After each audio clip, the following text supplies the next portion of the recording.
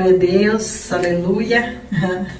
Nós estamos caminhando, né, irmãs? Graças a Deus. Hoje é o dia número 22 do nosso estudo, de um total de 40. Já rompemos com a metade, né? E 2 dias a mais. Então estamos bem. Graças a Deus o Senhor tem nos sustentado. E o tema de hoje é o amor é fiel. E isso é algo que desperta em nós, que nos intriga em algumas situações e nos deixa preocupadas em outras situações. E às vezes, né, a gente se preocupa mesmo, porque quando fala de fidelidade é algo que mexe no mais profundo da nossa alma. Porque o conceito de fidelidade é algo muito sério. E às vezes a gente acaba assim colocando essa palavra como um tipo de comportamento, e na verdade ele pode ser um comportamento até mais simplificado, que gera uma infidelidade, que gera um problema interno grande, e às vezes a gente não sabe nem porquê, quando o caos já está instaurado. E aqui, a palavra que ele traz, primeiro momento aqui para nós, ele vai dizer, a Oséias 2:20, diz: desposar-te-ei comigo em fidelidade e conhecerás o Senhor. Irmãs, a primeira vez que eu estudei essa história de Oséias, que na verdade estudei a história de Gomer, né, que é a mulher de Oséias, eu chorei muito, porque é uma situação muito dolorosa, e eu não consigo imaginar viver uma situação como essa. Mas Oséias, ele viveu isso porque o Senhor Deus, né, fortaleceu para que ele passasse.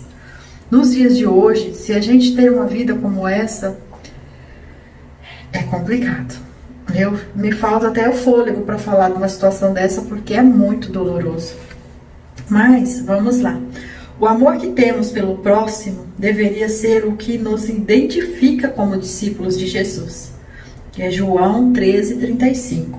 Essa é a base e o fundamento da nossa existência. Efésios 3:17, cujo propósito é a expressão da compaixão e fervor. 1 Pedro 4:8. É uma qualidade que precisa crescer e transbordar mais e mais. 1 Tessalonicenses 3:12. Sempre nos aperfeiçoando e sendo conhecidos por isso. Então aqui, essas referências vai dizer do quanto nós precisamos amar como o Senhor Deus ama. E nós sabemos que isso não é coisa que a carne suporta. E é por isso que nós estamos estudando, é por isso que nós estamos aprendendo na palavra do Senhor o quanto nós precisamos nos tornar parecida com Ele. É por isso que nós estamos fazendo isso, porque, irmãs, não é possível ter esse amor tão grande, tão sincero, tão honesto, tão fiel, olhando do ponto de vista do ser humano, porque não é possível. E aí ele vai dizer, se fomos criados para compartilhar o amor, o que você faz quando o amor é rejeitado? Quando você vai na boa intenção, quando você vai com tudo que você tem, quando você doa. Eu tenho uma amiga que ela fala assim, agora ela tá bem, mas ela passou por uma dificuldade, ela estava com muita raiva, e ela falava assim, a minha vontade é de matar esse homem, porque ele roubou 6 anos da minha juventude. Eu me lembro que ela tinha 6 anos de relacionamento com ele, e eles passaram por uma dificuldade grande, e ela queria mesmo assim acabar, no ponto de vista do ódio, da raiva que ela sentia. E ela falava disso com tanta força, sabe? Ele me roubou 6 anos da minha juventude, tudo que eu ofereci, tudo que eu dei, o meu melhor, tudo que eu fiz, e ele não deu valor. E ela falava disso, para a glória de Deus. Ela estudou a palavra, ela buscou a palavra, ela conseguiu passar por cima de tudo isso.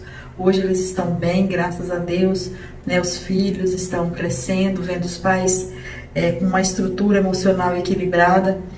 Mas foi a misericórdia do Senhor, porque o ódio, a raiva era tão grande por tudo que ele tinha feito, e ela tinha dado para ele o melhor dela. Jovem, bonita, dedicada, cuidadosa com a casa, servia ele como um rei. Não tinha motivo para ele ter tratado conforme ele tratou. Então, assim, o difícil da gente ouvir isso é que a gente nem podia dizer assim, mas também você falhou naquilo. Porque não tinha, você podia procurar e não encontrava. E assim, aqui é por isso que essa pergunta intriga, porque ele vai dizer: o que fazer quando o amor é rejeitado? Como você reage quando a pessoa que você dedica a sua vida não aceita o amor para o qual você foi chamado para demonstrar? Então aí você faz,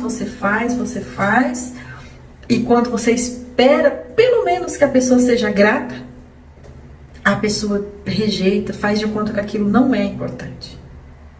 Eu falo para vocês assim que isso dói na alma só de imaginar. E a gente viver isso então. Mas aí a palavra traz essa história para nós de Oséias. Oséias, o profeta, e o Senhor Deus pediu para que ele casasse com Gomer. Mas Gomer era uma mulher prostituta. E ali ele fez isso, ele casou com ela. E aí é onde tem esse versículo onde ele diz: desposar-te comigo, em fidelidade conhecerás o Senhor. E ele oferecia o melhor dele, mas ela não se contentava em ter ele como marido, em ter uma vida decente, ser uma esposa decente, mas ela não se contentava e ela feria o coração dele, ela o abandonava, o deixava envergonhado. Eles tiveram filhos e mesmo assim ela desprezou. E ela não cuidou dele, mas ela continuou tendo uma vida desleal e adúltera. E depois de tudo isso, o Senhor fala para ele: vá, busca essa mulher de novo, reafirma o relacionamento com ela, mostra para ela que você pode amá-la assim como ela é, e que ela pode, através do amor que você tem por ela, me conhecer. E ele vai e faz isso, e ela vai e baixa mais um nível ainda. E mesmo assim, ele continua sendo fiel. E aqui o autor traz até uma palavra que ele diz assim: o tempo passou e Deus falou novamente com Oséias. Deus disse para ele ir reafirmar o seu amor pela mulher que várias vezes lhe fora infiel. Dessa vez ela atingiu um nível mais baixo e teve que ser comprada do meio dos escravos. Mas Oséias pagou o preço pela redenção dela e o levou de volta para casa. Olha, ela já estava lá no meio da escravidão, servindo o pecado, servindo o adultério. E ele vai lá, busca. Sim, ela tratou o amor dele com descaso. Ela traiu seu coração, mas ele a convidou de volta à sua vida, expressando um amor incondicional.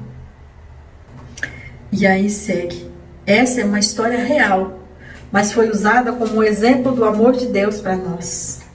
Ele derrama o seu amor em nós sem medida, apesar de, como recompensa, geralmente não prestarmos atenção.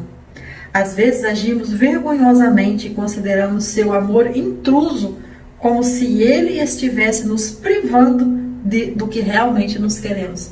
Sabe, Senhor, tem misericórdia das nossas vidas. Quando o amor de Deus está sobre nós, nos trazendo cuidado, nos trazendo proteção, nos livrando do pecado. Quantas vezes que ainda pensamos que esse amor de Deus não vale a pena? Eu entendo que é nessa hora aqui que o autor está dizendo que ainda pensamos que o amor de Deus é como um intruso na nossa vida. Que dá a impressão que assim, para que ser fiel a Deus? Para isso? Ou quantas vezes nós já não falamos assim: puxa, eu me dediquei tanto, eu fiz tanto, mas não vale a pena, porque olha o que eu recebi em troca, porque olha o que fizeram comigo. E aí comparando Deus com as pessoas.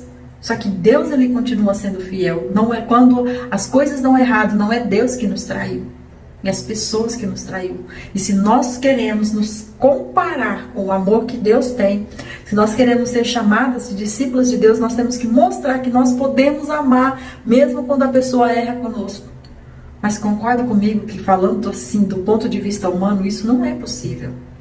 Como que nós vamos ficar perdoando quem está sempre nos traindo, nos rejeitando, nos falando mal, nos tratando com descaso?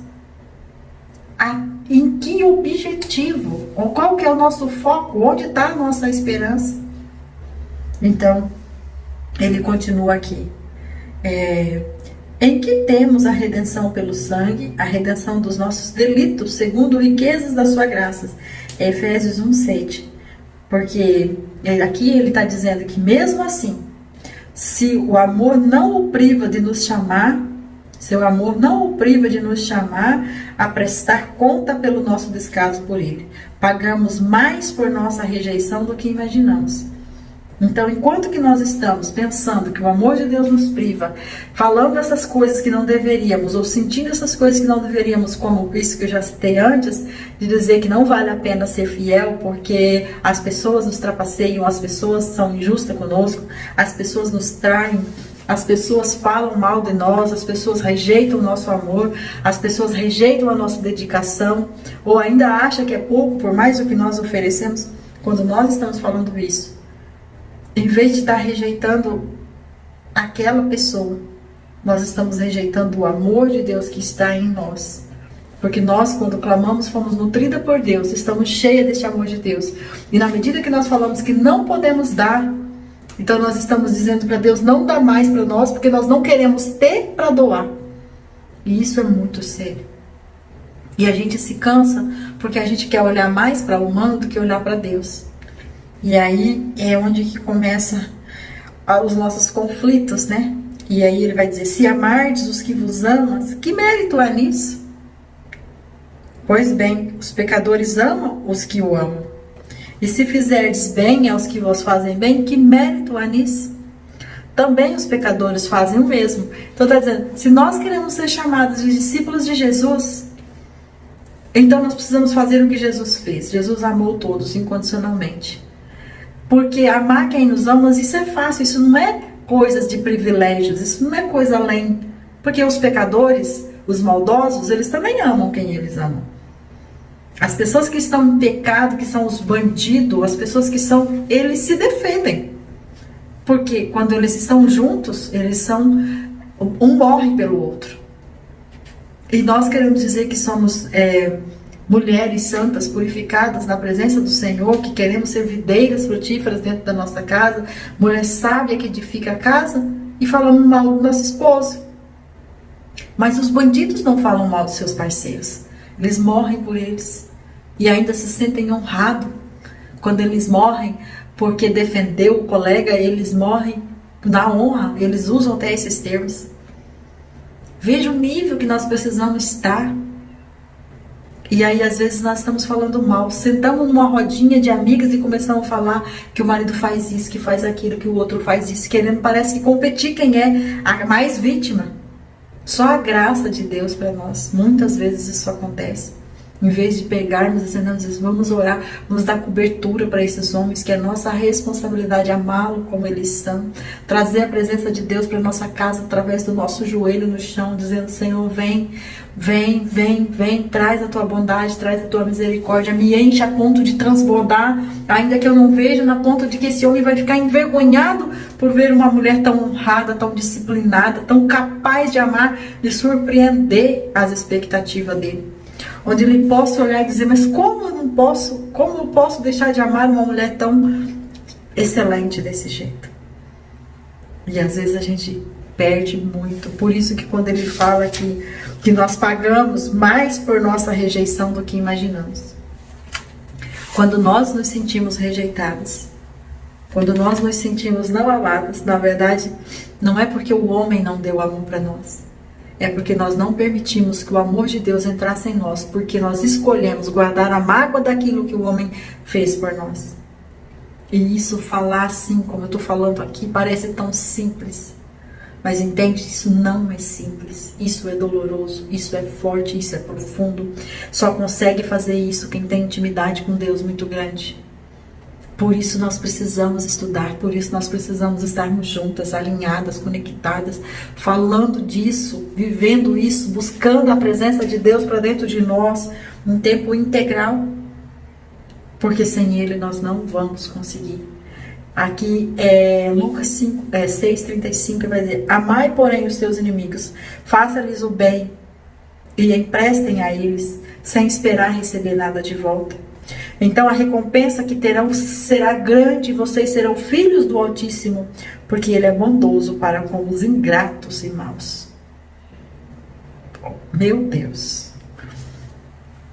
Aí aqui ele vai dizer também, no momento que você estava no altar, você nunca imaginaria que a pessoa com quem você estava se casando poderia se tornar mais tarde um tipo de inimigo, daqueles que você precisaria amar com atitude de sacrifício quase total. Eu grifei isso daqui, amar com atitude de sacrifício quase total. Isso é coisa séria. Se nós queremos a nossa casa na presença de Deus, é esse amor que o Senhor está cobrando de nós. É esse amor que o Senhor está cobrando de nós. Amar com sacrifício quase total. Me dói, porque isso é muito sério. Estar na presença de Deus desta maneira é algo que é só a graça de Deus. É só a graça de Deus. E aqui no final o autor termina com uma pequena oração que ele fala: peça a Ele para lhe encher do amor que só Ele pode prover. Então decida dá-lo ao seu cônjuge de forma que demonstre a sua gratidão a Deus por Ele lhe amar. Essa é a beleza do amor redimido. Este é o poder da fidelidade. Amém, irmãos? Glória a Deus pela tua vida, que está aí fazendo esse estudo, que está sendo forte o suficiente para permitir que o amor de Deus entre dentro de você. Eu louvo a Deus por você estar junto comigo nessa batalha. Creia que o Senhor pode transformar a sua vida. Eu estou crendo que o Senhor pode transformar a minha. Eu estou buscando a presença do Senhor porque eu não abro mão da minha casa. Eu não abro mão da minha família, eu não abro mão do meu casamento. Eu não abro mão de ver a minha geração. E Deus me deu 2 filhos e eu quero eles na presença do Senhor, podendo olhar para o relacionamento do pai e da mãe e saber que ali eles tiveram pai e uma mãe estruturado na rocha, que é o Senhor Deus, que sobreviveram, que venceram, que se amaram, que se cuidaram, que se respeitaram e que construíram um legado para deixar para essa geração. Essa é a minha missão como esposa, como mãe. Eu quero, o meu desejo do meu coração é saber aquilo que a mãe de Lemuel falou para eles, que a mulher sábia, ela vai ser chamada, o marido vai dizer que existem muitas mulheres boas, mas ela é a melhor de todas. Essa é a frase que eu quero ouvir. Essa é a frase que eu quero sentir, não por arrogância, não por prepotência, não por querer ser melhor, mas porque isso é a promessa de Deus para a mulher sábia. A mulher que vai ver os filhos como rebentos de oliveira ao redor da sua mesa. A mulher que vai ser elogiada de público pelo seu marido. No público pelo seu marido. Porque ele sabe que em casa ele tem estabilidade, porque ele sabe que em casa ele tem uma mulher que honra, uma mulher que ama, uma mulher que em todo tempo tem palavras de encorajamento, palavras de virtude, palavras de amor, palavras que edificam. Isso é o que eu quero para minha vida e eu sei que é isso que você quer para sua vida, por isso você está fazendo esse estudo. Amém, irmãs? Vamos combinar como todos os dias. Agora você ora pela sua casa, intercede pela minha. E eu estou orando pela minha casa e pela sua casa, para que a glória de Deus permaneça em nós. E através de nós, a glória de Deus, através de nós, possa abrilhantar a nossa geração. Amém?